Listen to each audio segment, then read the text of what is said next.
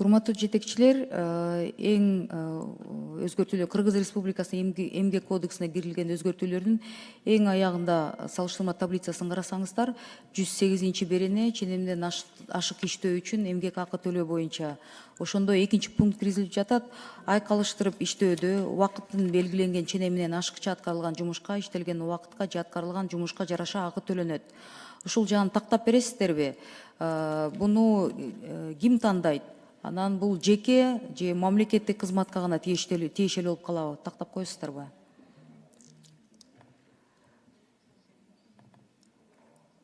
Эң акыркы өзгөртүүлөрдү работа по совместительству сверхустановленной нормы времени оплачивается в зависимости от проработанного времени или выработки деген жагын сурап атам да.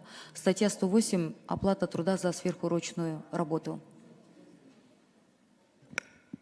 Саламатсыздарбы, урматтуу депутаттар, урматтуу Эльвира Жыргалбековна, бул жерде работодатель ушул төлөмдү төлөш керек да?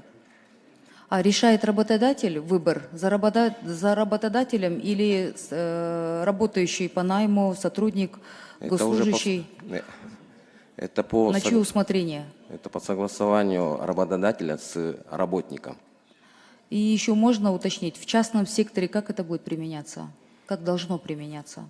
Это также должно быть указано в договорах, которые заключаются между работодателем и работником. Должны быть нормы указаны, что если это будет сверхурочная и соответствующая оплата. То есть они официально в частном секторе они должны сразу же при найме на работу указывать это отдельно, да, отдельным пунктом? Да, в договоре. Но на выбор руководителя, по выбору руководителя, да?